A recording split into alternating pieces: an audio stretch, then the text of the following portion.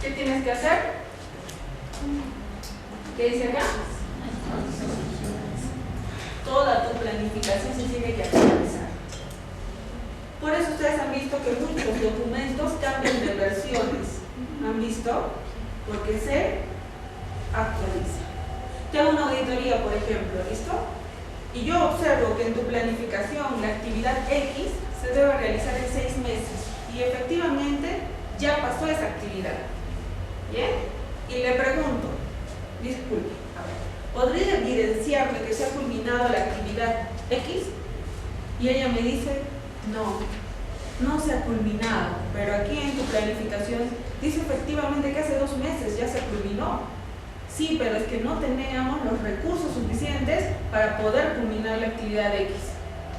Y no tienes un documento actualizado o no han tenido alguna reunión, algo que actualice esta situación. No, por el momento lo hemos mantenido hasta que la alta dirección pueda brindarnos una nueva solución. ¿Ok? ¿Se actualizó o no se actualizó el documento? ¿Qué te van a poner? Si es que el objetivo es muy crítico, dependiendo del criterio del auditor, ¿hasta qué pueden llegar a ponerte? Una no conformidad, porque estás incumpliendo una parte del requisito. Esto yo te digo, no te preocupes, si no hay recursos, por lo menos formula un acta. Si tú tienes un acta, ¿esto en qué se convierte? En una observación. O sea, no actualizaste el documento, pero sí tienes un acta porque ya están tomando acción. ¿Listo? ¿En qué se convierte? Ya no es una no conformidad. ¿Qué es? Una observación. Pero si no tienes nada, tienes la no conformidad porque no estás gestionando. No puedes dejar nada en el olvido. A eso se refiere la norma. Todos tus objetivos se deben gestionar. ¿Listo? ¿Alguna pregunta con objetivos? ¿Preguntas? Sí, este documento también se los he dejado para que ustedes lo puedan tener. Ya este es un modelo de herramienta de seguimiento para el cumplimiento de objetivos de este sector. Ahí tiene relación con la política, objetivos generales, objetivos específicos, nombre del indicador, forma de medición, cuál es la meta, quién es el responsable y cuál es la frecuencia de medición. ¿Ya? Cada cuánto van a medir sus objetivos. Y ahí tienen un ejemplo, ¿ya? Para que ustedes lo puedan revisar. Ahí lo tienen. ¿Listo? Forma de medición, frecuencia, etcétera, etcétera. ¿Ya? ¿Listo? Muy bien, preguntas sobre objetivos. ¿Alguien tiene alguna pregunta? ¿Ninguna?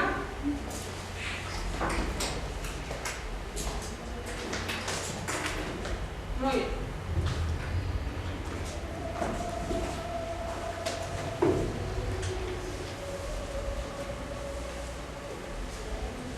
Vuelvo a preguntarles, ¿quién elabora los objetivos de seguridad? ¿Con quién? Muy bien. Con los jefes de las áreas responsables, ¿cierto? Te pregunto, ¿también se podría formular un objetivo de seguridad derivado de algún comentario que tenga uno de nuestros trabajadores? Sí. Por supuesto que sí. Por eso la consulta y la participación son importantes para mantener el sistema de gestión. ¿Listo? Muy bien, vamos a entrar al capítulo número 7. Ya el capítulo número 7 es bastante corto, porque en este hablamos de lo que son recursos, lo que es toma de conciencia, competencia. ¿Qué más tenemos? Información documentada y falta uno. ¿Cuál más? Son requisitos que se integran con el 9001. A ver. Muy bien, comunicación. ¿Ya? Listo. La norma, así de sencillo, en el tema de recursos, de repente ustedes cuando han visto la 9001, el tema de recursos era bastante extenso. ¿Bien? Pero cuando hablamos en el sistema de gestión de seguridad, simplemente la norma nos dice que la alta dirección debe brindar los recursos necesarios para que el sistema de gestión se mantenga a través del tiempo. Así de sencillo. ¿Es general o no es general? Porque Porque cuando ellos te auditan, ¿cierto? Van y te preguntan, ¿y cuáles son los recursos que tú estás gestionando? Porque depende de la realidad de cada organización. Bien, eso es lo único que nos dice, que la organización debe determinar y proporcionar los recursos necesarios para el sistema de gestión. En el requisito 7.2 hablamos del término competencia. ¿Y en qué se refiere competencia dentro del sistema de gestión? ¿Qué es la competencia? A ver, ¿es lo mismo una competencia que una habilidad? ¿Sí o no? ¿Sí? ¿Es lo mismo competencia y habilidad? ¿Es lo mismo? ¿Cuál es la diferencia? Es que puede poseer tener algo más que le diferencia, ¿no? Con el conocimiento. A ver, un ejemplo. ¿Cuál es la diferencia entre habilidad y competencia?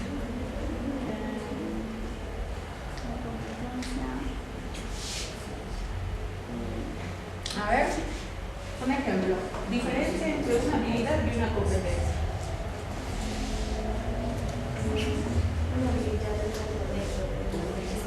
Muy bien, algo neto. Ejemplo.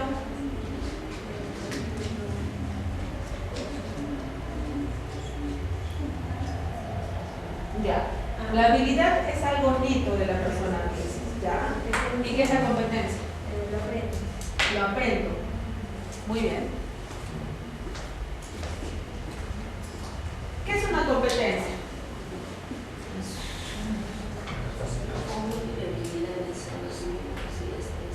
Conjunto de habilidades, conocimientos y destrezas. Muy bien. ¿Y qué es entonces una habilidad? Es parte de la competencia. Te pregunto, ¿el liderazgo es una competencia o es una habilidad? A ver. Tú me puedes decir, soy competente porque tengo un certificado, pero eso no quiere decir que tú seas líder. Entonces, ¿qué es la habilidad? La habilidad es inherente a la persona, son sus cualidades. Por ejemplo, habilidades comunicativas. ¿Todos lo tienen? No todos lo tienen, ¿no es cierto? Habilidades persuasivas.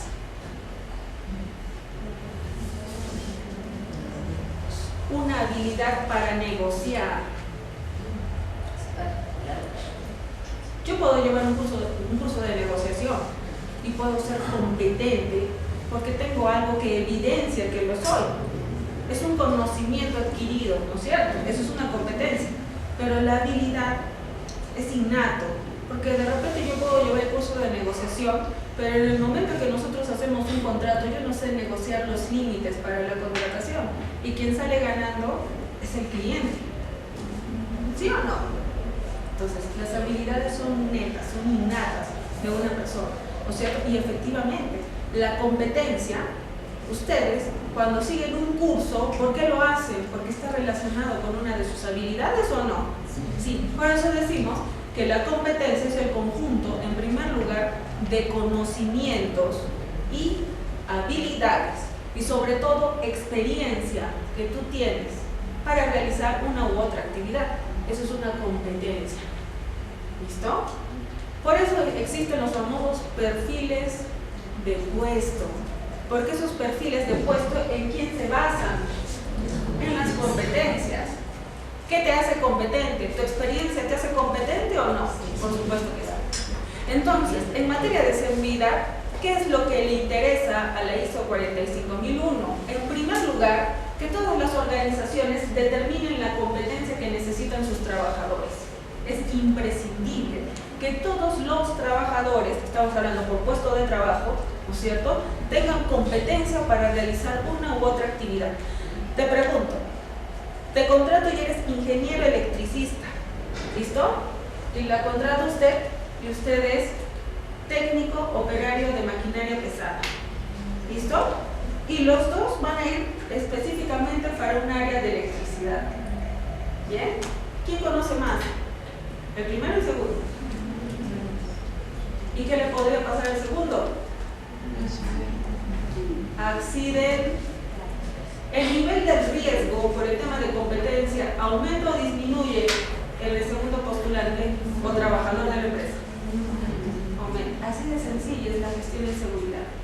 Si tú no determinas la competencia que necesita un trabajador y tú no contratas efectivamente bajo esas competencias, pues tus posibilidades de que ese trabajador tenga un accidente se elevan. Así de sencillo. ¿Y qué queremos prevenir? Por eso, ISO te dice, muy bien, identifica primero qué, la competencia necesaria que tienen que tener todos tus trabajadores. ¿Listo? En segundo lugar, si es que no tienen esa competencia, porque puede pasar que no la tengan o no, ya está, puede pasar que no la tengan, restríngele el trabajo, es una recomendación que yo te estoy dando, no la hice. Restringes el trabajo de esa persona que no tiene la competencia y como segundo punto la norma te dice, asegúrate de que tus trabajadores sean competentes en base a una formación y experiencia, ¿no es cierto?, adecuadas. No tienes la competencia, por ejemplo, perfil de puesto para el coordinador del CID, para el responsable del CID, jefe de CID. Tener una maestría o un diplomado en sistemas integrados de gestión, ¿te hace competente o no? Ya está, porque es un conocimiento, pero no la tienes. Pero dependiendo en ese momento por la contratación en el mercado, yo me he quedado con ella, porque he evaluado su CV y efectivamente tiene mucha experiencia, pero lamentablemente le falta esta maestría o este diplomado. No tienes la competencia. Muy bien. De repente a ella la voy a contratar como asistente, pero me voy a asegurar de qué. ¿De qué? De que adquiere esa competencia. ¿Listo? Por eso las organizaciones, específicamente el área de recursos humanos, no tienen una planificación para capacitar a sus trabajadores. Sí, algunas son extensas y otras son muy cortas por el tema de recursos. Entonces, no te preocupes, tú vas a seguir el diplomado y se han dado cuenta, esto es fuera de la ISO y esto es fuera de la ley. ¿Listo? ¿Se han dado cuenta ustedes que hacen todo un tema ahí para llevar el curso? ¿Sí? ¿Ponen sus condiciones o no ponen condiciones? Yo te voy a dar el curso, pero tú te mantienes en mi empresa 2 años trabajando. ¿Así hay algunos acuerdos o no? Nosotros te financiamos el 50 y tú corres con el 50. Yo te lo descuento por planilla. ¿Han visto todos estos acuerdos? Eso es fuera de la ley, fuera de la norma. Porque tú puedes determinar cómo vas a establecer este sistema para asegurarte de que esa persona adquiera la competencia. A la ISO no le interesa la metodología, lo que a mí me interesa es que haya una planificación para que ella adquiera la competencia. Ejemplo, audito al área de recursos humanos, que ellos son los que llevan este tema. Te pregunto, a ti, ¿cuántos puestos de trabajo hay en tu empresa? Y ella me dice, hay 25. Muy bien, ¿puedes darme la relación de los 25 puestos de trabajo? Sí, aquí los tienes, excelente. Acá dice, puesto operario tractor oruga, 5 trabajadores. Muy bien. ¿Me puedes mostrar el perfil de puesto para el operario tractor oruga? Sí, acá está. Muy bien. Tiene 5 competencias. Perfecto. ¿Cuántos son? Son 5 trabajadores. Por muestreo, dame por favor el CV documentado de la persona X, Y y Z. ¿Está? Muy bien. Y hago la comparación y efectivamente me doy cuenta que 2 de ellos cumplen con el perfil y uno de ellos no tiene una de las competencias. Entonces, ¿yo qué le voy a preguntar? La ISO me dice que se tienen ellos que asegurar de que adquiera la competencia. Voy a abordar este tema. ¿Me podrías evidenciar la planificación para que el trabajador Z adquiera la competencia X? Y me dice, no tengo absolutamente nada. Muy bien, yo tengo uno, ¿no es cierto? Que no se está tomando acción y lo estás contratando sin tener la competencia. Vuelvo a buscar dentro de todos los puestos de trabajo otro. Allá. Acá dice, técnico operario instrumentista. ¿Cuántos son? 8. ¿Listo? Entonces pásame el CV de la persona 156 por muestra. Y vuelvo a observar que pasa lo mismo. Y yo he verificado que en su IPERC ellos están expuestos a riesgos críticos. ¿No estás tomando acción para que adquiera la competencia? No. Yo puedo tener suficiente evidencia para ponerle una no conformidad porque en algún momento se pueden accidentar. Ya está. Pero sí por muestreo, ¿se dan cuenta? ¿No? Entonces, es sencillo identificar las deficiencias dentro del sistema de gestión. Sería magnífico encontrar que todo esté al 100%, ¿no? Entonces, una consulta, por ejemplo, ahí la empresa, digamos, le pone una restricción al trabajador, ¿no? De que, digamos, no va a ser, si no está capacitado, no tiene esas competencias para hacer trabajo, le destinan a otra área de trabajo y le ponen como una restricción, ¿no? Tal vez no estaría ahí cumpliendo, ¿no? O sea, y te quedas con esa restricción. No, o sea, solamente están restringiendo para esa. Si tú has tomado acción, no hay ningún problema, porque estás tomando acción y le estás delegando otras actividades. Pero la ley te dice lo siguiente, ¿listo? Si tú trasladas a un trabajador a otro puesto de trabajo, eso significa que el medio remunerativo va a seguir siendo el mismo, ¿no es cierto? Ya está. Eso no te lo voy a gestionar yo, porque tú estás tomando acción y para mí va a ser conforme. ¿Listo? Pero dentro de la gerenciación de tu organización, tú te vas a dar cuenta perfectamente que estás destinando mal los recursos si mantienes a un trabajador con la misma paga en un puesto que infrautiliza las habilidades del trabajador. Así es así. De repente yo te digo, has tomado acción, no hay ningún problema. Y yo te voy a decir, recuerda que tienes que tomar acción. Y tú de repente me dices, sí lo voy a hacer, pero no lo haces.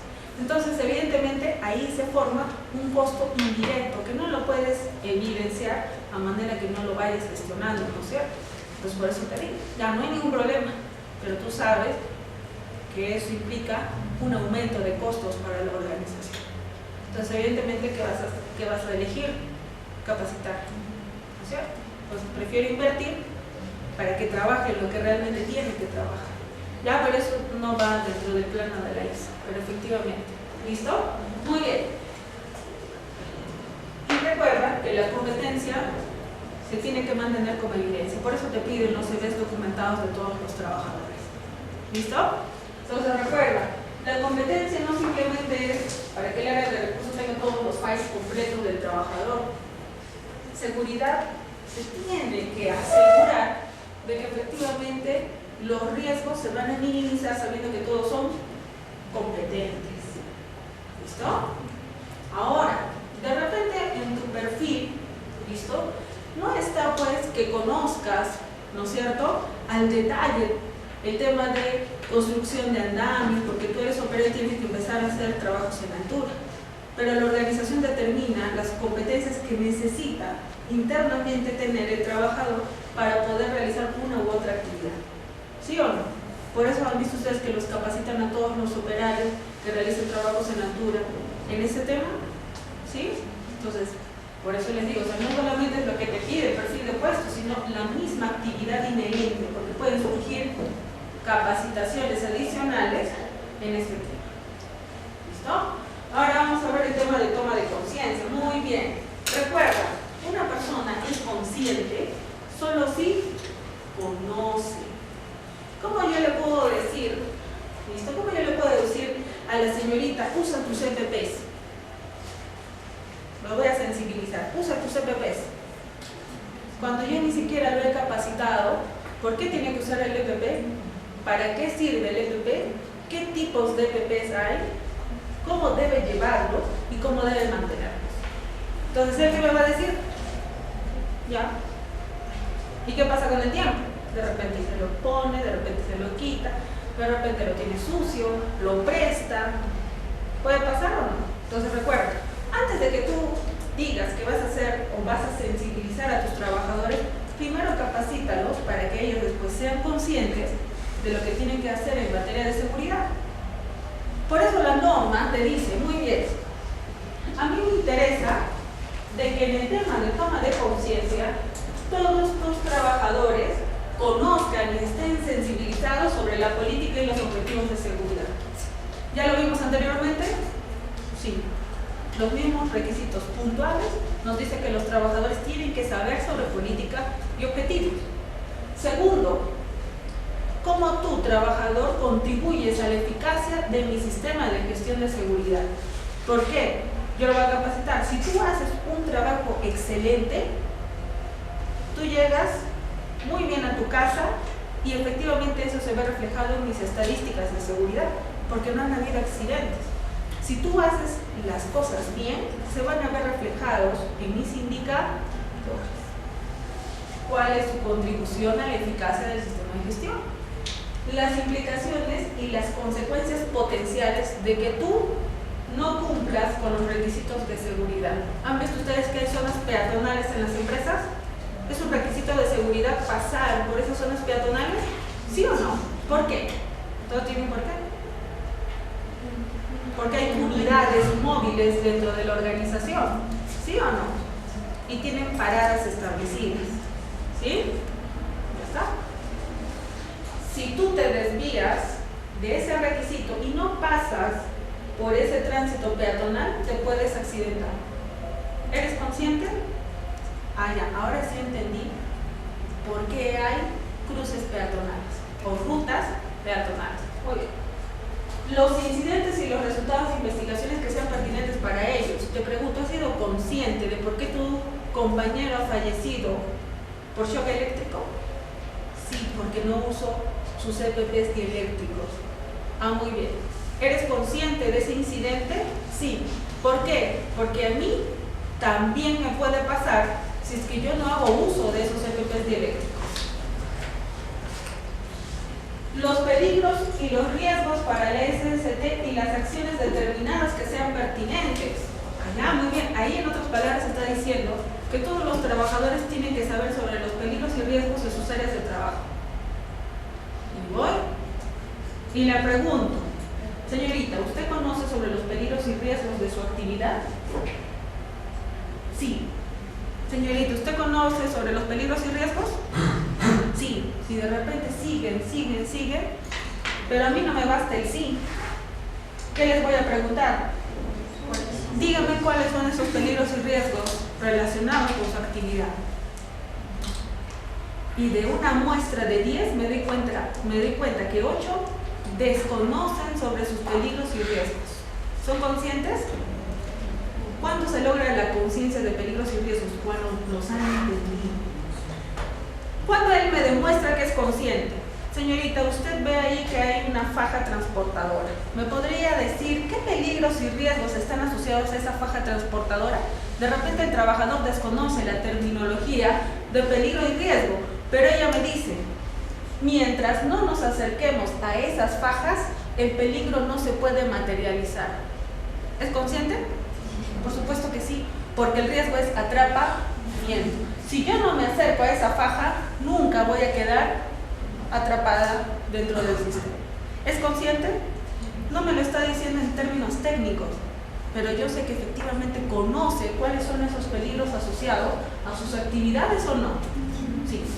Con eso, para mí es suficiente en determinar de que efectivamente es consciente. ¿Recuerda? Yo te he comentado, yo te he dicho, muchos de tus trabajadores no tienen una educación culminada.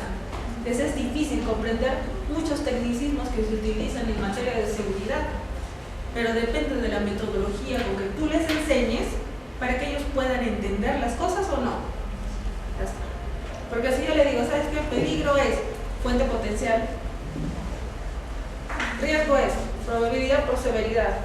Ya está. Mañana examen. Todos 20 porque se lo aprendieron de memoria y en la práctica no conocen absolutamente nada. ¿Qué será pues probabilidad por severidad? ¿Y qué será una fuente potencial? No entiendo. Bien, y por último, esto te lo dice la ISO, pero también te lo dice la ley. ¿Ya? La capacidad de que las personas se alejen de situaciones de trabajo que consideren un peligro inminente y serio para su vida o su salud, así como las disposiciones para protegerles de las consecuencias indebidas de hacerlo. ¿Listo? Entonces, yo me acuerdo cómo se evalúa la toma de conciencia. Te pregunto, acá las 5 personas que están acá hacen trabajos en espacios confinados. ¿Bien? Entonces les voy a poner una trampa. A ver, los voy a auditar. Muy bien. Voy a evaluar la toma de conciencia para el tema de alejarse de situaciones potenciales de riesgo, ¿ya? O peligro inminente. Señorita, ¿cuándo usted o cuando usted sabe que no debe ingresar a un espacio confinado. Por ejemplo, los van a mandar a soldar un tanque de combustible y tiene que ser internamente. Esto es un tanque inmenso de combustible. Ya está. Ahí está. Y ella me dice, primero, antes de ingresar, tengo que medir los niveles de oxígeno y otros químicos presentes en dicha atmósfera. Ah. ¿No puede ingresar entonces a soldar de frente? ¿Por qué? Podría haber unas horas Muy bien. Una chispa podría generar una explosión, un incendio. ¿Y usted qué podría pasar con usted? Ya está, muy bien. Ella tiene bien claro cuál es el procedimiento. Primero tiene que haber una medición de atmósfera. Y voy donde la siguiente señorita y le digo, ese tanque se tiene que entregar al cliente el día de mañana. ¿Listo? O de aquí a 2 horas. Y el ingeniero de seguridad le dice a usted que tiene que hacerlo inmediatamente y que no tienen tiempo para realizar mediciones de atmósfera. ¿Hace o no hace la actividad? ¿Y por qué no la hace? No hay como proporcional de educación. ¿Hasta? Así de sencillo. Entonces, de esa forma, entrevistando a los trabajadores, yo entiendo y sé de que efectivamente ellos saben que tienen que alejarse de esas situaciones porque se pueden morir. Así de sencillo. Por eso te dice la norma.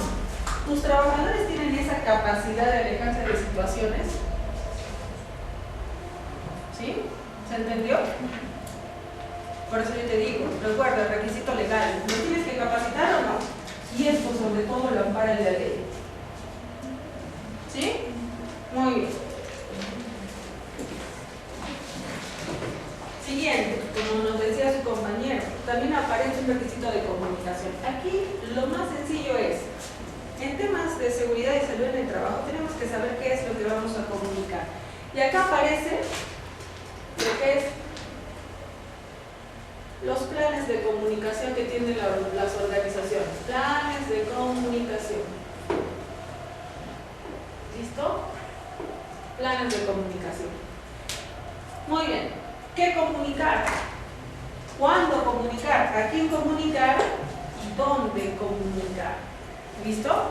Recuerda que el tema de comunicación puede ser interna o externa. Para el caso de seguridad, un ejemplo de comunicación externa. ¿Con quién se comunicarían ustedes para brindarles requisitos de seguridad? A un proveedor, a un contratista, etcétera. Y comunicaciones internas, estamos hablando con sus propios trabajadores. Tiene que ser efectiva esa comunicación. La metodología que dentro de sus organizaciones se emplee puede ser indistinta, ¿no es cierto? Pero tiene que ser eficaz. ¿Listo? Tiene que ser eficaz. Ejemplo, audito al área X y tiene que enviar, por ejemplo, los acuerdos del comité. Muy bien, y yo le pregunto, ¿y cómo ustedes realizan ese tipo de comunicación interna? Porque van a comunicar los acuerdos del comité de seguridad del mes de agosto. Ya está. ¿Cómo lo hacen? Mandamos por correo electrónico a todos nuestros trabajadores. Y te pregunto, ¿todos tus trabajadores tienen correo electrónico?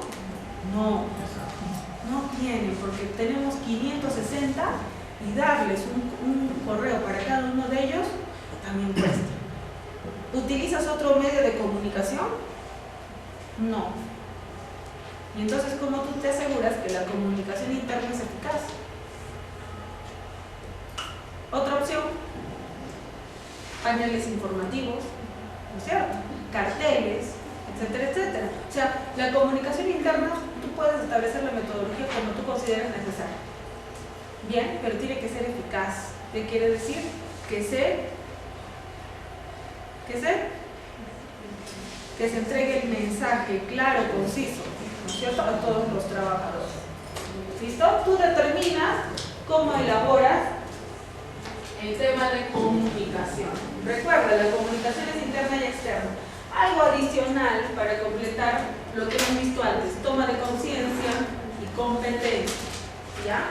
Recuerden, todas las organizaciones, o de repente no todas, pero lo que sí tienen todas es programa de capacitación. ¿Sí? Ya, eso sí lo tienen, ¿no es cierto? Pero no todas tienen un programa de sensibilización. ¿Ya? ¿Cuál es la diferencia entre ambos? El programa de capacitación potencia la mano de obra. ¿Listo? ¿Y qué es lo que hace el programa de sensibilización? ¿Qué creen ustedes? Muy bien. El programa de sensibilización tiene el objetivo de mejorar ¿qué? Actitudes, comportamientos. ¿Sí? Son dos cosas muy diferentes.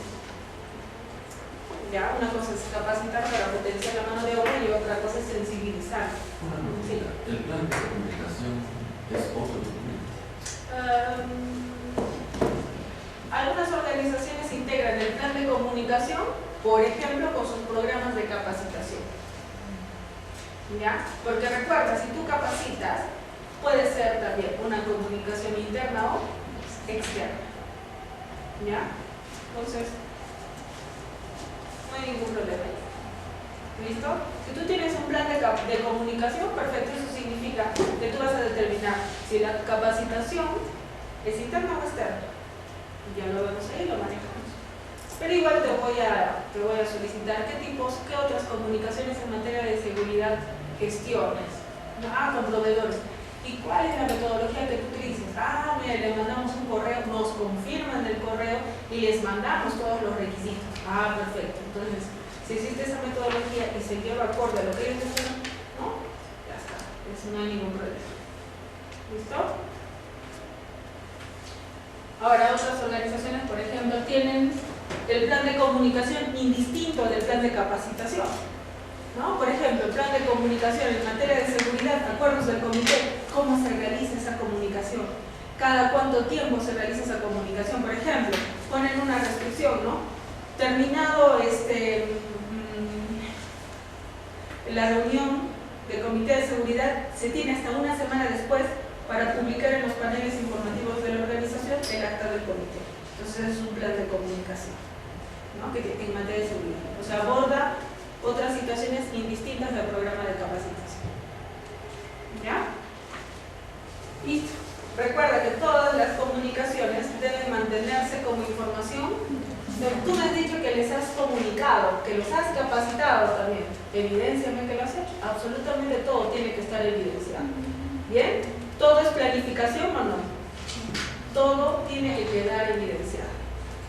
El punto de control de la información documentada. Esto ya lo han visto ustedes en la ISO 9001.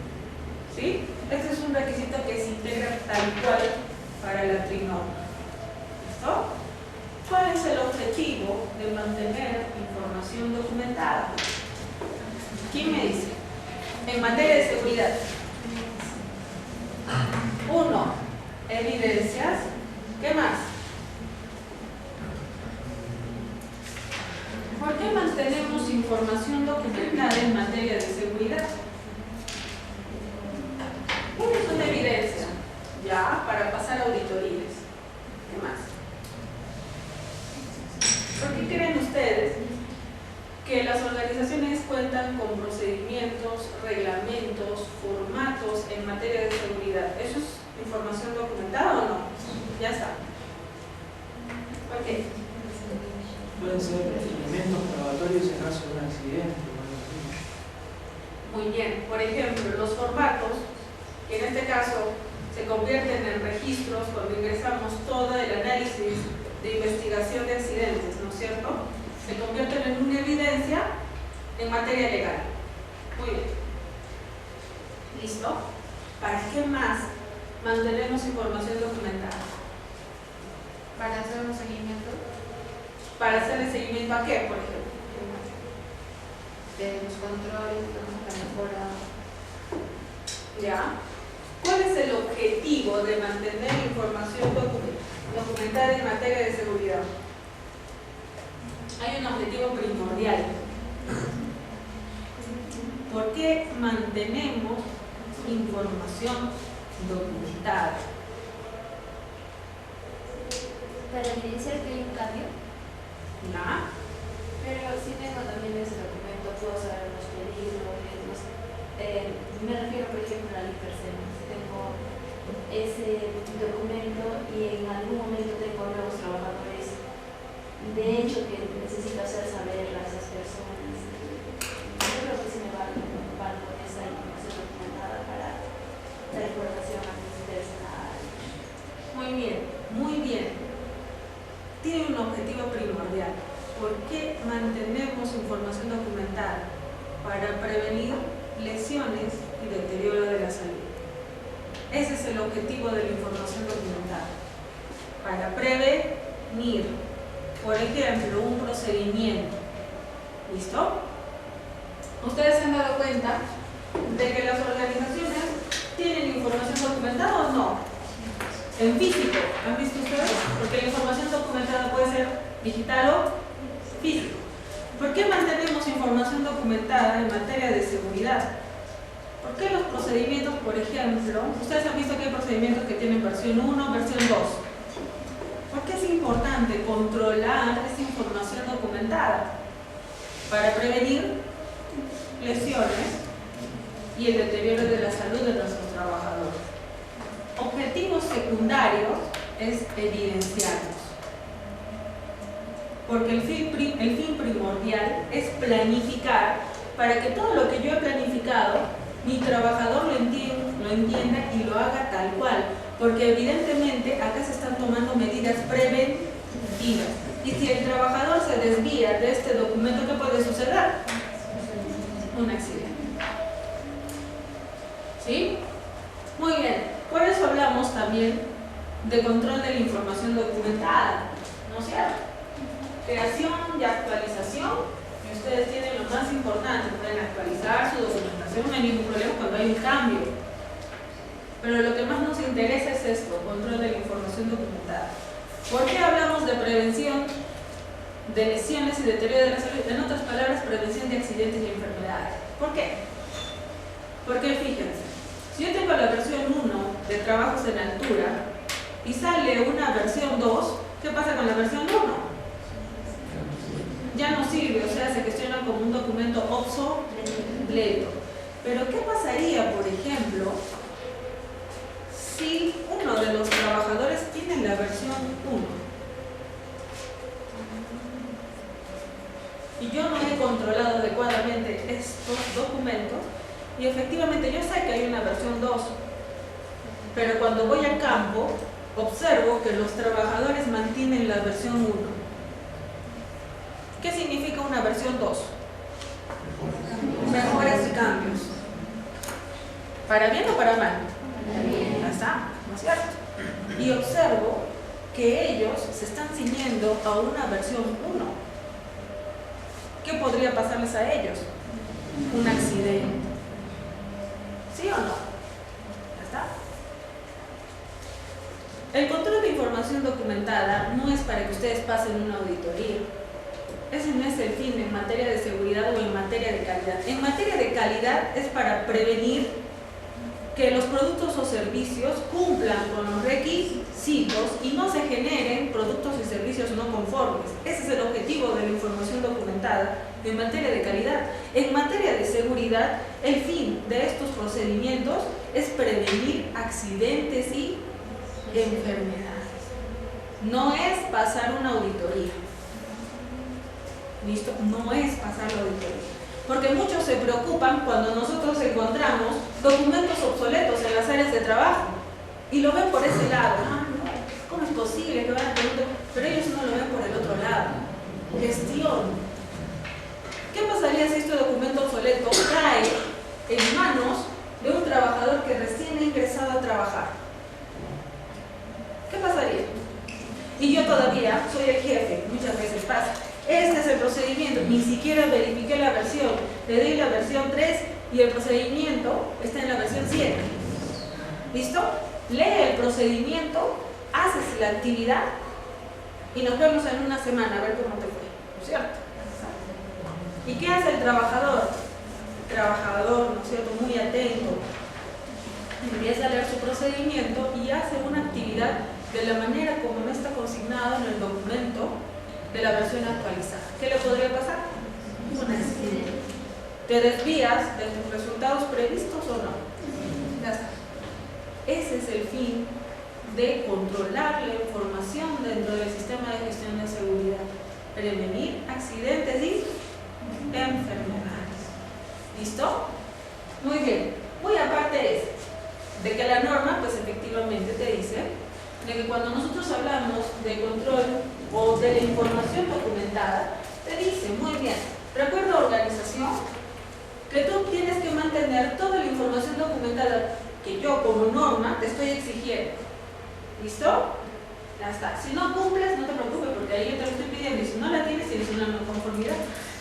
El segundo punto te dice, la información documentada que la organización determina como necesaria para la eficacia del sistema de gestión. ¿Qué quiere decir esto? La norma no te pide, por ejemplo, que elabores un procedimiento escrito de trabajo seguro. No te pide que elabores un ATS.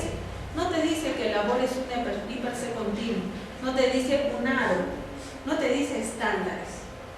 ¿Listo? Tú, por tu propia actividad inherente y por el nivel que tiene tu organización en gestionar la seguridad, tú determinas qué es lo que necesitas como indispensable.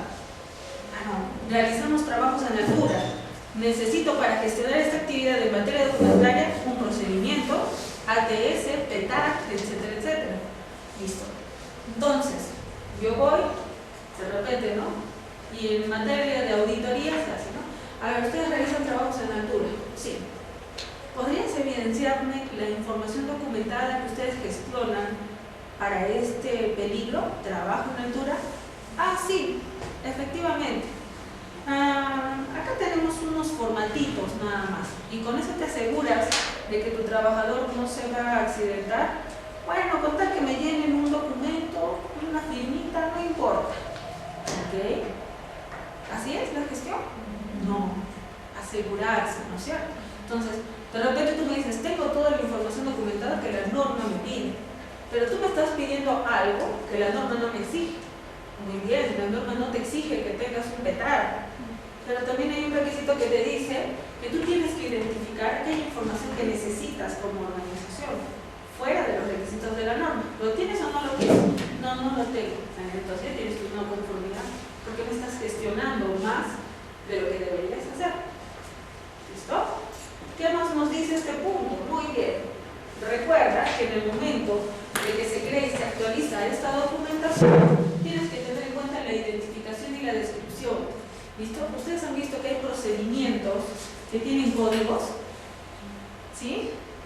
¿Han visto o no han visto? Y el sistema de gestión gestiona toda una nomenclatura para efectivamente darle esos nombres o esos códigos a todos sus procedimientos, de modo que sean únicos dentro del sistema de gestión. Y los trabajadores, ¿para qué lo hacemos? No para que se vean bonitos ni clasificados, lo hacemos para que los trabajadores puedan distinguir esos documentos. ¿Sí? ¿Debe haber un formato? Por supuesto que sí, porque imagínate que tengas 500 millones de formatos. ¿Qué pasa con el trabajador? Se confunde, quieres minimizarlo, ¿no es cierto? Entonces se crea un formato. Todos los documentos tienen que estar revisados y aprobados. ¿Por qué creen ustedes que este requisito es indispensable en materia de seguridad? Porque tienes que cumplir la norma. Porque se ve bonito una firma en un procedimiento. ¿Por qué creen ustedes que todos los documentos se firman y se revisan y aprueban sobre todo? A ver, hay un objetivo primordial en materia de seguridad y en cualquier otro sistema de por qué estos documentos se deben revisar y aprobar. ¿Por qué creen ustedes? Porque acá podemos tener el procedimiento IPC. Y ustedes han visto que hay alguien que lo elabora, lo revisa y lo aprueba. ¿Por qué creen que hay esa jerarquía? Muy bien. Porque esas firmas me van a indicar a mí la responsabilidad que tienen las personas que lo han firmado. Eso quiere decir que si ocurre un accidente porque la metodología utilizada no es la correcta, ya. ¿Qué pasó con estas personas que revisaron y aprobaron? ¿Ustedes dijeron que era correcto o no? La responsabilidad sobre quién recae, sobre las personas que firmaron ese documento. ¿Sí? Muy bien. Todos los documentos se revisan y se aprueban para que efectivamente este procedimiento sea el adecuado, para que los trabajadores realicen las mejores prácticas en materia de seguridad. ¿Sí o no? Ya está. Preocúpese si es que ustedes encuentran en su organización que están trabajando con procedimientos que no han sido revisados ni aprobados. ¿Listo? Eso sí sería una falta gravísima. ¿Por qué? Porque si alguien se accidenta, y ahora nos vamos a la ley, ¿listo? Si alguien se accidenta y esos procedimientos no han sido firmados y revisados, ¿cómo es? ¿Quién asume la responsabilidad? La va a asumir la alta dirección, pero por debajo de la alta dirección hay una delegación de roles y responsabilidades, ¿o no? ¿Qué es lo que van a hacer los que están adentro de la empresa? Y de repente se accidentó porque el jefe le obligó a realizar una actividad X. Y como no hay documentación firmada,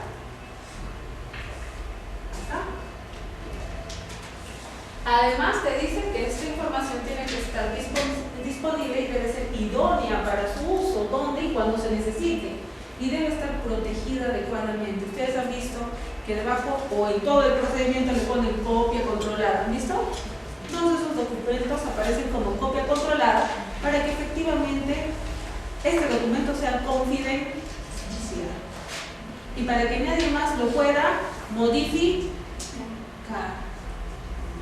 Usted dice protegido. Además, nos dice que todos los registros, estamos hablando de esta parte, todos los registros, ¿no es cierto?, también se deben controlar. ¿Listo? Todos los registros en materias de seguridad se deben controlar. Eso es lo que nos dice la ISO 45001. Nada más. Todos los registros se controlan. Distribución, acceso, recuperación y uso, almacenamiento y preservación, incluida la preservación de la legibilidad, control de cambios, conservación y disposición. Bien, eso es lo que nos dice la ISO. Si nos vamos por la parte legal, recuerda que primero cumples la ley, después cumples con la norma. Si nos vamos por la parte legal, ¿qué nos dice la ley? ¿Por cuánto tiempo debemos mantener los registros en materia de seguridad? Enfermedades, registros de enfermedades profesionales o ocupacionales, ¿por cuánto tiempo? Por 20.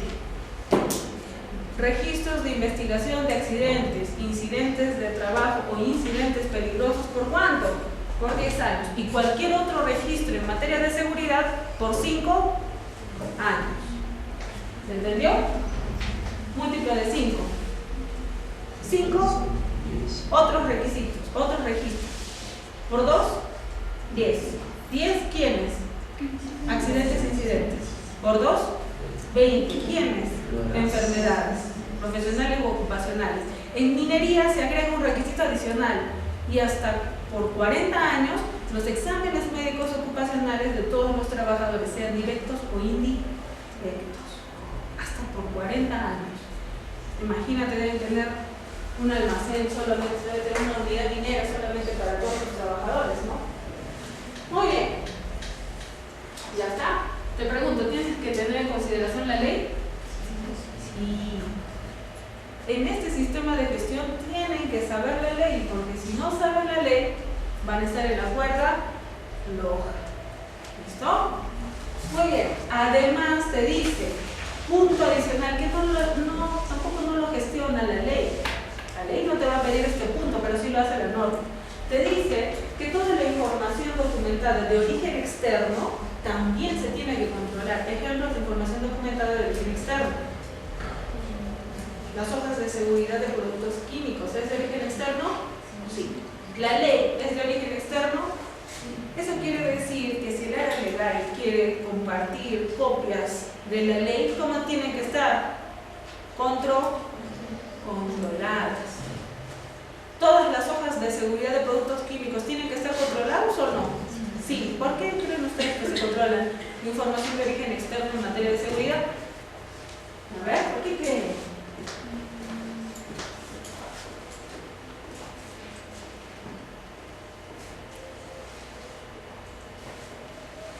¿Por qué creen, chicos?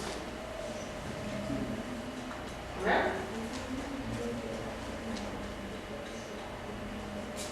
Porque pueden ocurrir ¿qué? Accidentes o enfermedades. ¿Puede cambiar una hoja de seguridad de un producto químico? Por supuesto que sí. ¿Y qué tal si mantiene la hoja química antigua y le estamos dando un nuevo producto en una nueva presentación? ¿Puede haber problemas o no? Sí. Por eso se controlan absolutamente todos los documentos de origen externo. ¿Bien? Preguntas. ¿Alguien tiene alguna pregunta? Control de la información documentada. Ahora ya sabemos que no es para pasar auditorías, ¿no es cierto? Es para prevenir. Y recuerda que si al final se genera un registro de investigación de accidentes, ese registro no solamente va a ser una evidencia legal, ¿no es cierto? Sino va a ser una evidencia para mejorar. Recuerda, el accidente ocurre solamente por dos razones. La primera es porque no identificaste el peligro. Si no identificaste el peligro, no lo tienes dentro de la matriz y per se y no lo puedes gestionar. Así de sencillo. Entonces, si se origina por esta situación, ese registro, ¿qué va a ser? De que ingreses ese nuevo peligro en la matriz y per se. O dos, un accidente se puede materializar porque sí tienes el peligro dentro de la matriz y per se, pero ¿qué falló? El control. ¿Listo? ¿Se entendió? Ya está. Falló el control. ¿Y qué tienes que volver a hacer? Revisar los controles para seguir mejorando. Muy bien. ¿Preguntas, chicos? ¿Preguntas? ¿Alguien tiene alguna pregunta? ¿Sí?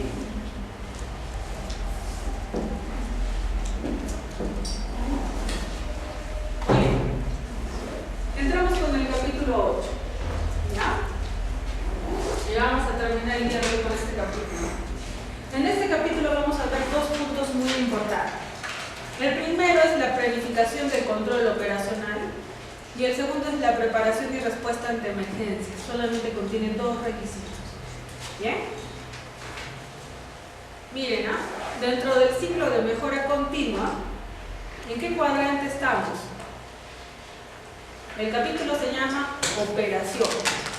¿Qué cuadrante es? Planificar, hacer, verificar o actuar. ¿Ah? Hacer, muy bien. Planificar, hacer, verificar y actuar. ¿En qué estamos ahora? Hacer. Por criterio. ¿Listo? Por criterio. Todo lo que hemos visto anteriormente, ¿bien? Ha sido parte de la planificación. ¿Bien? Ahora vamos a poner en marcha nuestro sistema de gestión. ¿Cuál es la herramienta máxima dentro del sistema de gestión de seguridad? ¿Cuál es el corazón del sistema de gestión de seguridad? ¿Qué documento? ¿Qué matriz? A ver. Muy bien. La matriz hiper. Ese es el documento con el cual todos los demás giran alrededor de él. La matriz y per se es el documento fundamental en la planificación. El control operacional o la operación, como ustedes ven, es simplemente la puesta en marcha ¿de quién? Del I per se. Tú has planificado, ¿no es cierto?, la jerarquía de controles, ¿no es cierto? Ya está. Ahora, todo lo que tú has visto documentado se tiene que implementar y se tiene que poner en marcha. Por eso aparece el punto 811, generalidades. En este requisito nos dice que la organización debe determinar y tiene que seguir estos 4 incisos como mínimo. ¿Qué nos pide en el primer inciso? Que la organización debe determinar o establecer los criterios para los procesos. ¿Listo? Determinar criterios para los procesos. En el segundo, ¿qué nos pide? La implementación del control de los procesos de acuerdo a estos criterios. ¿Qué nos pide el tercero? la información documentada que se genere a partir de la implementación de estos dos. O sea, aquí ¿qué se van a generar? Registros. Y adicionalmente te dice que debes tener control operacional sobre la gestión respecto a la ergonomía. ¿Ya? ¿Por qué nos dice la adaptación del trabajo a los trabajadores? ¿Qué es eso? Ergonomía. ¿Cómo funcionan estos requisitos en la práctica? Miren, yo observo, por ejemplo, que están realizando trabajos en altura. Sigamos con ese ejemplo. ¿Listo? ¿Es la práctica o no? Ya está. Y yo los observo a ustedes que están haciendo trabajos en altura. Estamos en operación. La norma te dice que tienes que tener control sobre esas actividades o esas operaciones que realiza la organización. Vamos a ir en forma secuencial. A, B, C y D. Voy y te pregunto, ¿tienes alguna metodología? Porque no le voy a pedir un procedimiento, ¿ya? ¿Tienes alguna metodología en donde se establezcan criterios para realizar trabajos en altura? ¿Ya está? Y ella me dice, sí. ¿Y cómo se llama tu documento? Procedimiento, trabajos en altura. Ahí está. La norma te dice, ¿qué dice? Y entonces se refleja el criterio en el documento, porque te dice qué es lo que tienes que hacer o no. Hay una metodología, ¿no es cierto? Muy bien. Sí tiene su procedimiento de trabajos en altura. Ya está. El inciso B me dice, ¿tienes el procedimiento? Sí. Yo observo el procedimiento y verifico cómo ellos están realizando la actividad. Bien. Por eso me dice B. Todo lo que diga este procedimiento se tiene que poner en marcha. Eso quiere decir que lo observado tiene que ser igual a lo planificado. Y ese procedimiento me dice que todos tienen que tener arnés. Y observo que efectivamente todos tienen arnés. Para realizar una actividad más de 1.8 tienen que tener un andamio. Y observo que tienen un andamio. Genial. Tienen que tener una línea de anclaje. Y todos tienen la línea de anclaje. Todos tienen un casco con barbiquejo. Todos tienen casco con barbiquejo. El procedimiento dice que si van a realizar actividades con herramientas, tienen que tener un cinturón para mantener las herramientas. Y observo, y efectivamente todos tienen esas herramientas. ¿Se está cumpliendo o no? Ya, esa es la puesta en marcha. ¿Qué quiere decir? Voy a corroborar de que lo que yo estoy observando sea igual a lo que se está planificando. ¿Y en dónde fue planificado? ¿En dónde? En el procedimiento. ¿Sí? Adicionalmente, nos dice, inciso C, el mantenimiento y la conservación de información documentada en la medida que sea necesaria para confiar en que estos procesos se están llevando conforme a lo planificado. Te pregunto, ¿ese procedimiento de trabajos en altura te pide un PETAR? Son trabajos en altura, un permiso escrito para trabajos de alto riesgo. ¿Pide o no pide? ¿Te pide una ATS? Sí. Como mínimo vamos a poner esos dos. Ya está. El PETAR es un permiso que se genera antes o después de la actividad. Antes. ¿El ATS? ¿Antes o después? Antes. ¿Ya está?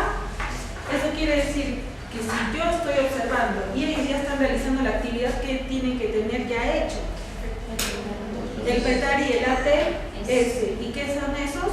Son registros. ¿Qué le voy a pedir? ¿Qué le voy a pedir?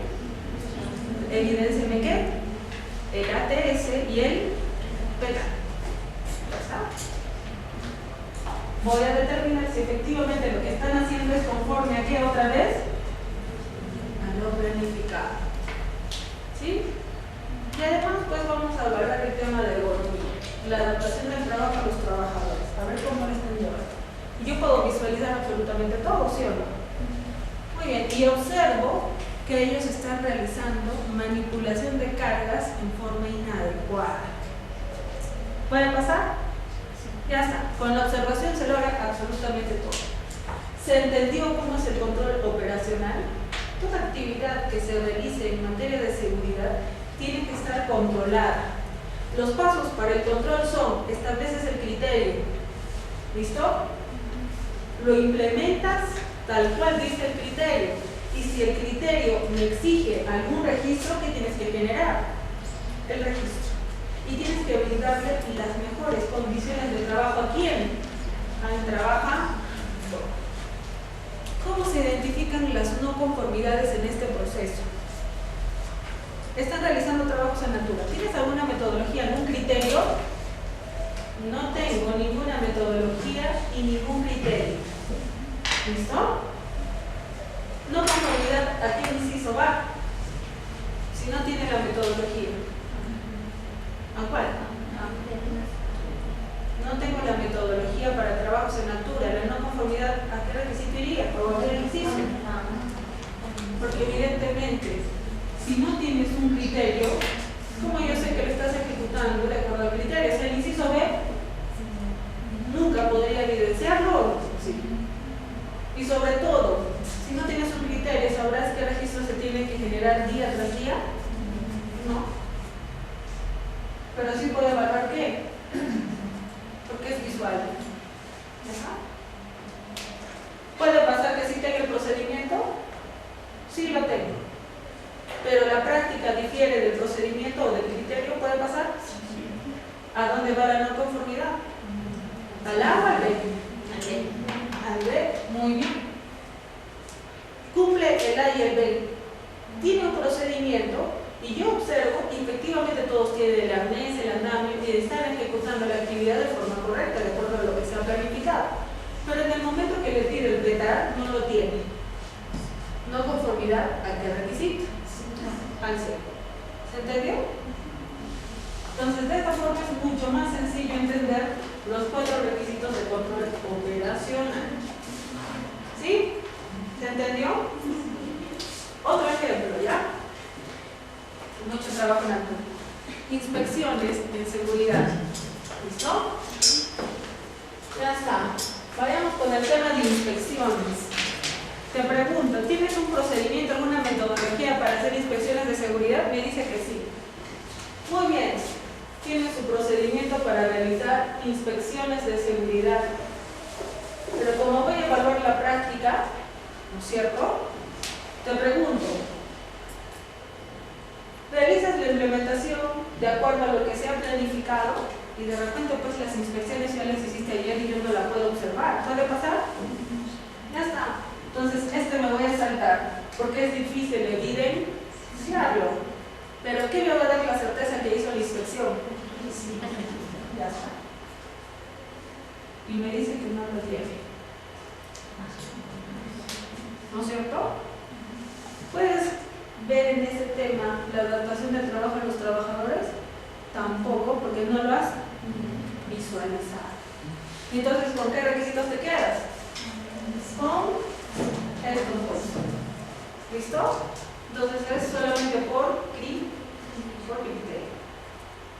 Bien, así se maneja el sistema de gestión.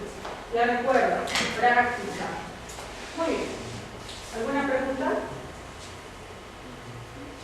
Recuerda, el control operacional ya es en la operación, en los trabajos, ¿no es cierto?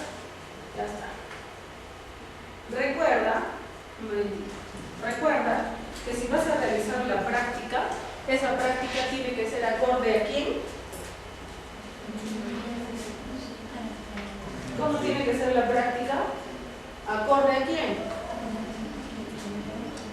Acorde a la jerarquía de controles. En esta parte, la norma te vuelve a refrescar la memoria y te dice que efectivamente todas las actividades que se realicen tienen que ser bajo estos 5 puntos. Ejemplo, ingreso a un área de trabajo y observo que 5 de 10 trabajadores no hacen uso del EPT, tal como lo indica el IPERC. ¿El IPERC se planificó o no? Sí. yo estoy observando, porque es la práctica, que 5 de 10 no tienen casco.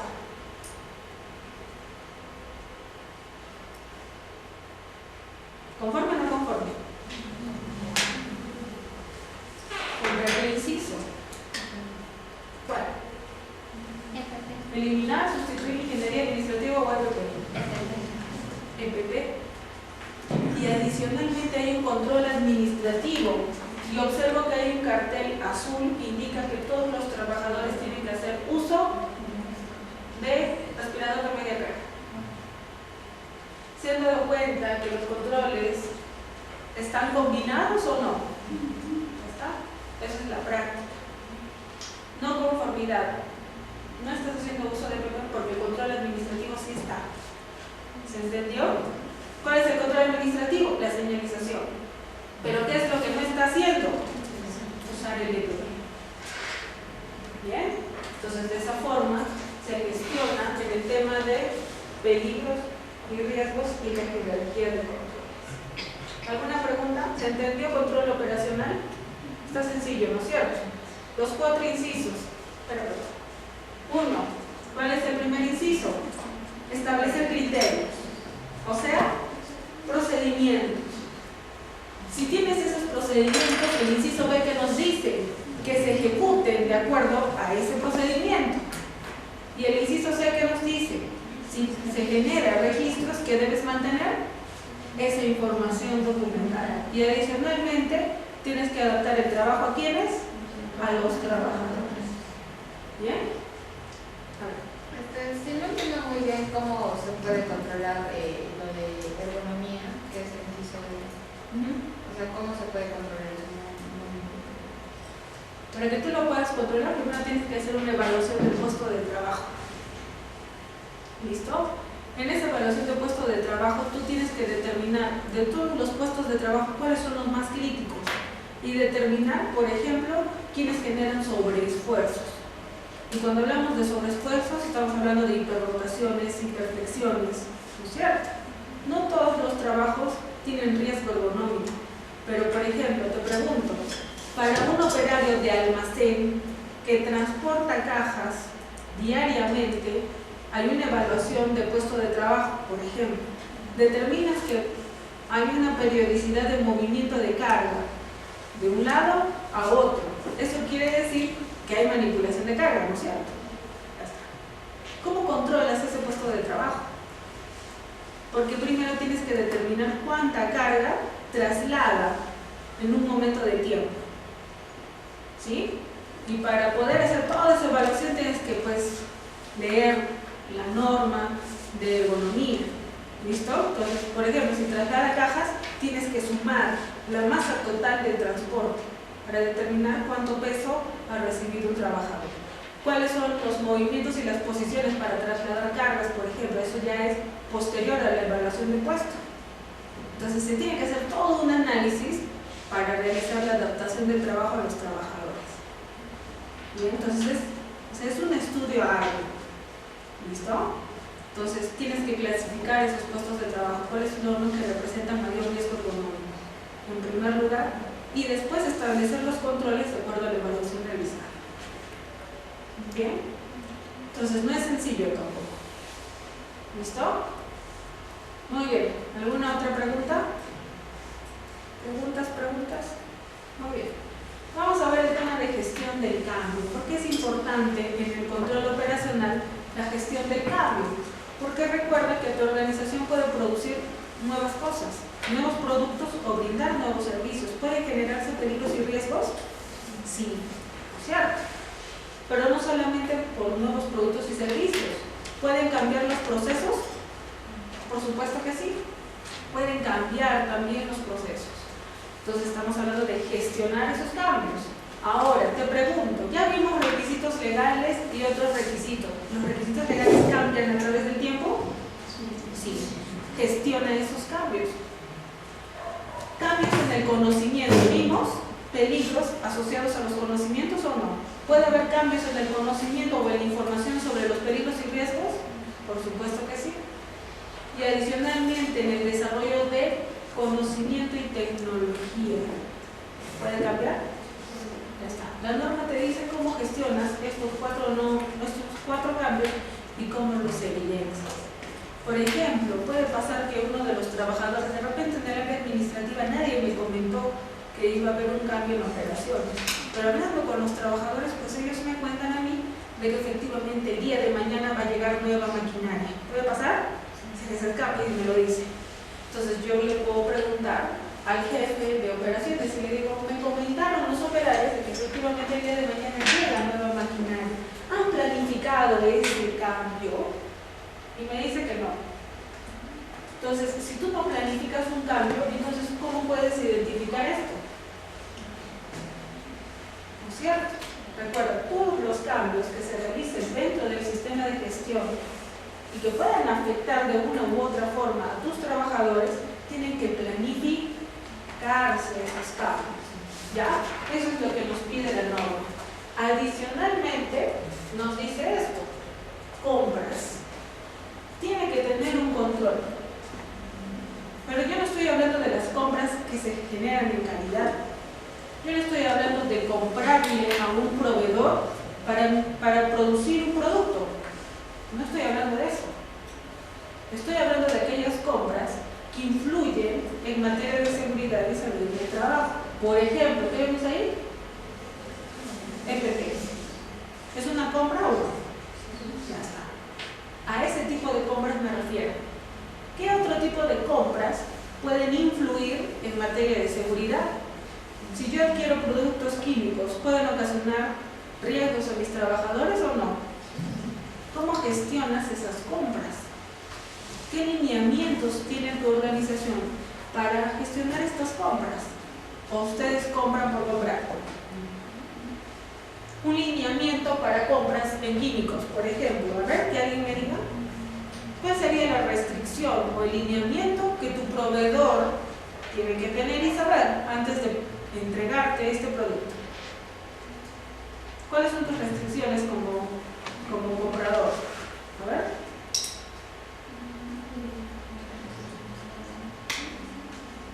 A ver. ¿Cómo restringirías una compra en materia de seguridad? Vamos a comprar ácido clorhídrico. ¿No? ¿Qué requisito le colocarías a la compra?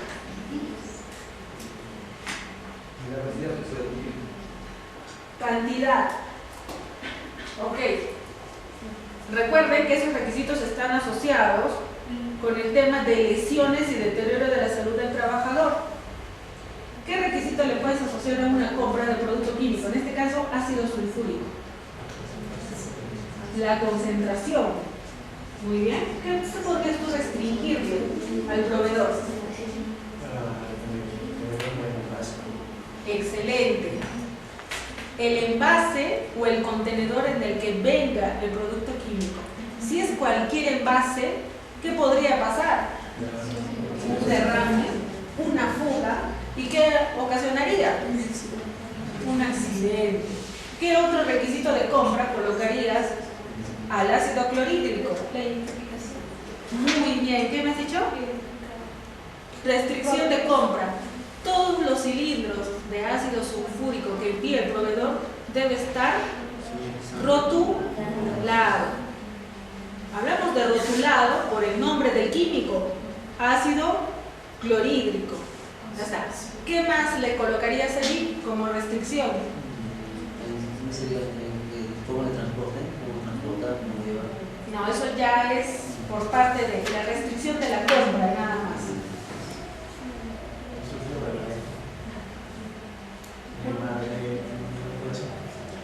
Muy bien. Lo interpretaríamos como la hoja de seguridad del producto químico. Proveedor, ningún cilindro, ¿no es cierto?, de cualquier producto químico que se envíe debe estar con su hoja de seguridad. Otra restricción.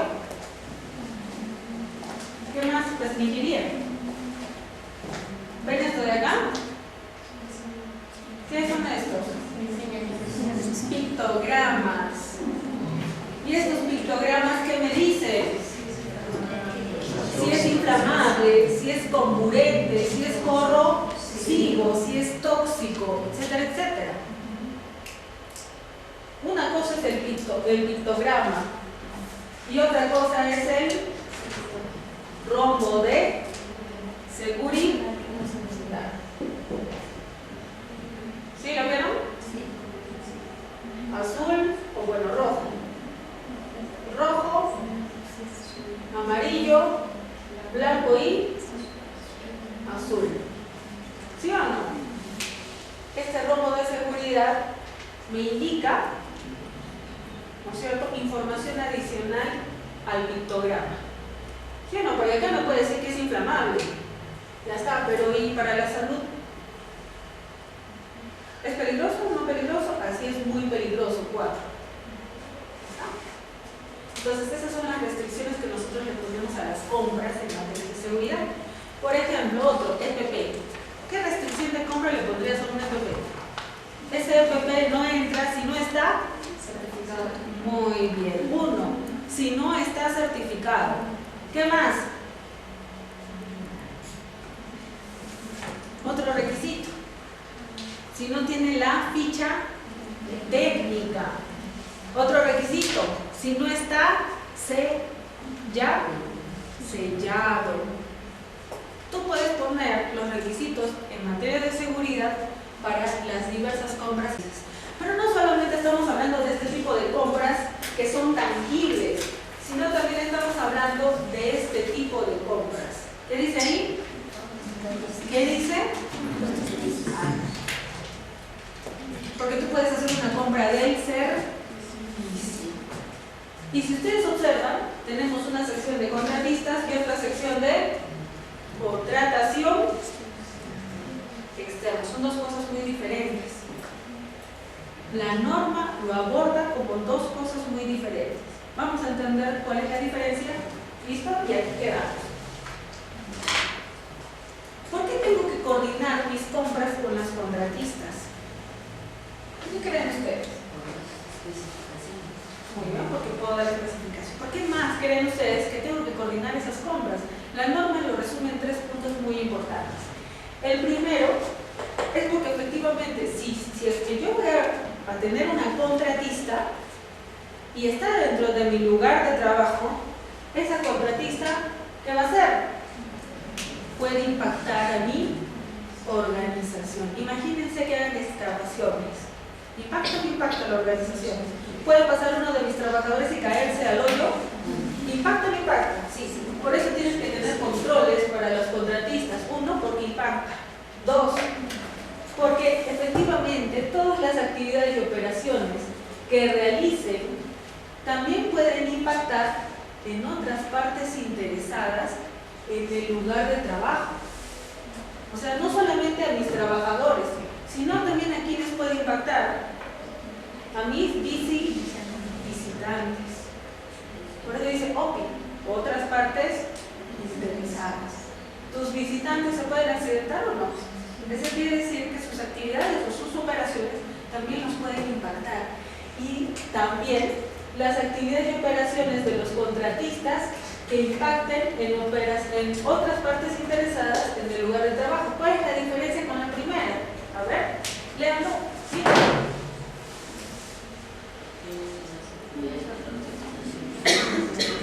Muy bien, porque una son las entidades de la organización y la otra de la propia contra. Por eso necesitamos controlar a quienes, a los contratistas, porque en resumidas cuentas ellos nos pueden impactar, pero también nosotros podemos impactar en nuestras contratistas o no. Si una contratista ingresa a un lugar de trabajo, ¿listo? Y yo al inicio no les he enseñado cuál es el rumbo para que se dirijan a sus actividades, pueden encontrarse peligros y riesgos en la ruta. ¿Se pueden accidentar o no? Así como ellos me impactan a mí, yo también puedo impactarlos a ellos. Entonces, por eso los tenemos que controlar. De aquí viene el tema de contratación externa. Cuando decidas contratarlos para que recién te presten el servicio, tú tienes que tener una serie de controles asociados efectivamente a esa contratación. Así como tú has puesto restricciones al momento de comprar EPPs o productos químicos, te pregunto, ¿debes tener restricciones para contratar a un proveedor de servicio, una contratista? ¿O no es necesario tener una restricción? Te voy a poner nada más un ejemplo, Cerro Verde. ¿Listo? Ya está. ¿Qué hace Cerro Verde en el tema de contratación externa? ¿Qué restricciones les pone a sus contratistas? A ver, ¿alguien que sepa? Uno de ellos. Una restricción, por ejemplo, es antes de que tú ingreses a mi lugar de trabajo, tú tienes que presentarme todos los procedimientos que yo te pida. ¿Listo? Ejemplo, tu procedimiento escrito de trabajo seguro para la actividad que me vas a prestar el servicio, excavación, o te vamos a hacer cambio de tuberías en una sección X. Tú me tienes que presentar el procedimiento, o sea, el PEX, para realizar esa actividad. ¿Está previniendo o no? ¿Están haciendo actividades ya o todavía? Todavía. Muy bien. Adicionalmente, me vas a enviar el IPERC para la actividad que vas a ejecutar dentro de mi área de trabajo. Pero si no la he realizado, sí, no te preocupes, no la has realizado, pero tú eres experto brindando ese servicio. Eso quiere decir que tú tienes que tener una plantilla de IPERC, una versión 1, sobre los peligros y riesgos asociados a la actividad de excavaciones. Ah, ok.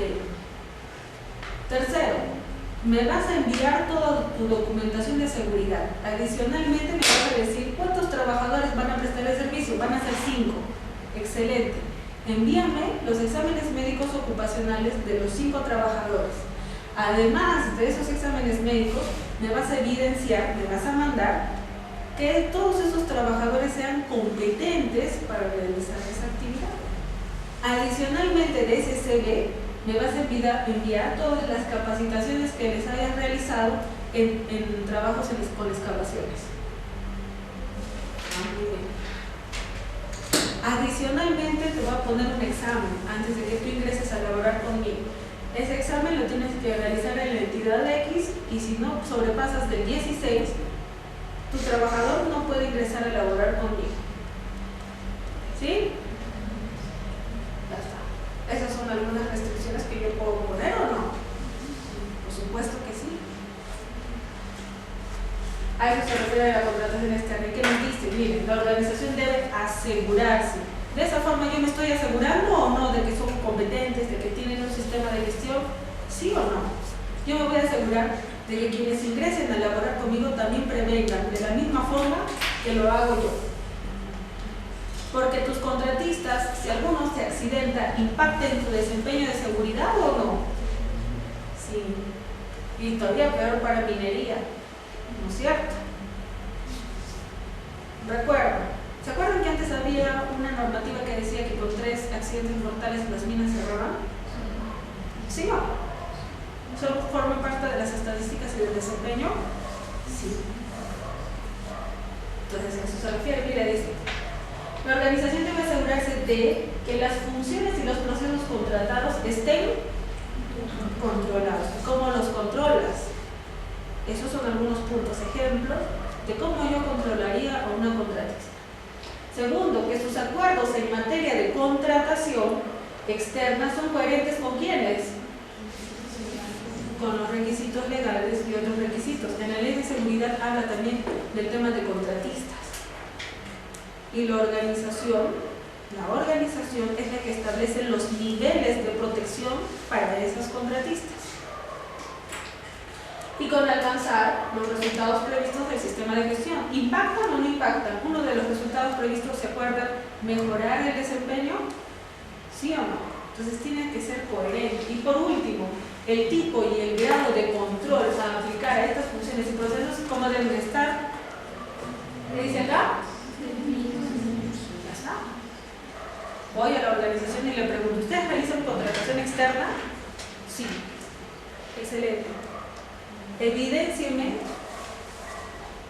qué controles ha definido usted dentro de su sistema de gestión de seguridad para esas contratistas.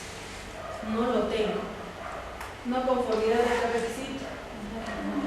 8143, inciso 6. Todo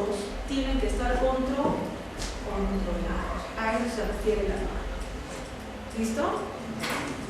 ¿Se han dado cuenta que no estamos hablando de los controles a los insumos que utilizamos para producir una galleta?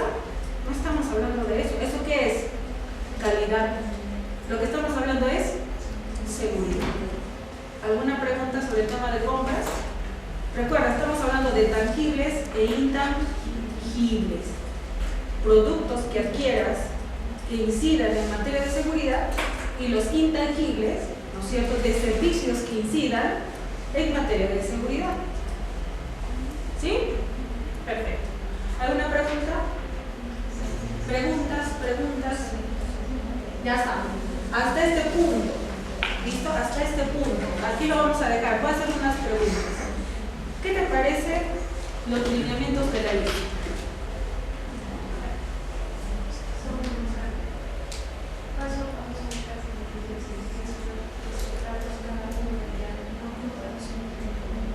Muy bien.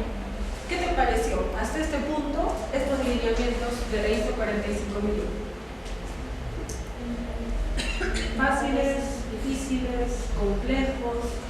Yo creo que sí es muy complejo para decidirlos, pero de que si es que logras hacer un ritmo cada uno de los chicos, yo creo que funciona mejor. Estas cosas también. ¿Te has dado cuenta, como dice tu compañero, estás controlando absolutamente todo? En el sistema de gestión de seguridad no se te puede pasar absolutamente nada. ¿Qué opina usted, señor, hasta este momento?